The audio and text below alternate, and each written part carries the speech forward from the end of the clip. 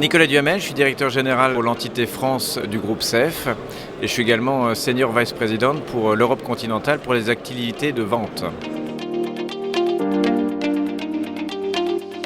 La première, ça reste toujours la sécurité d'approvisionnement. Ça a été un enjeu majeur les 2 dernières années et nous maintenons ça comme un axe fixe.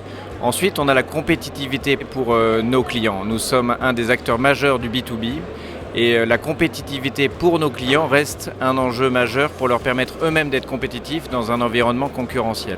Et enfin, la transition énergétique. On le voit depuis maintenant 1 jour et demi à Gazélec.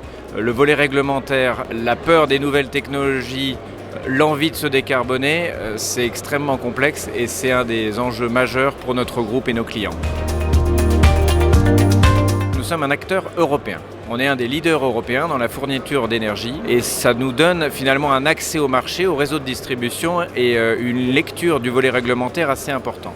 Ensuite, nous sommes présents dans toute la chaîne de valeur, du trading jusqu'à la distribution en passant par l'infrastructure, avec à peu près 200 TWh d'énergie fournie à nos clients, qui sont au nombre de 50 000 en Europe. Et puis enfin, le troisième volet, c'est notre agilité. Nous sommes un grand groupe européen, comme je l'ai dit, mais finalement avec seulement 2000 collaborateurs, ce qui nous donne une agilité dans notre transformation, et Dieu sait qu'elle est importante en cette période de transition énergétique. C'est la transition énergétique, mais je vais en dériver 3 conséquences. Tout d'abord, je pense qu'il nous faut un volet réglementaire stable. Tous les acteurs le demandent, 5, 10, 15 ans, pour permettre à tous les professionnels de travailler. On comprend qu'il y a une recherche de solutions, mais ça crée finalement un environnement instable, défavorable pour les investissements. Deuxièmement, il faut encourager évidemment le low carbone. Nous en sommes tous acteurs. Et cela passe par des volets également réglementaires stables pour nous permettre d'investir.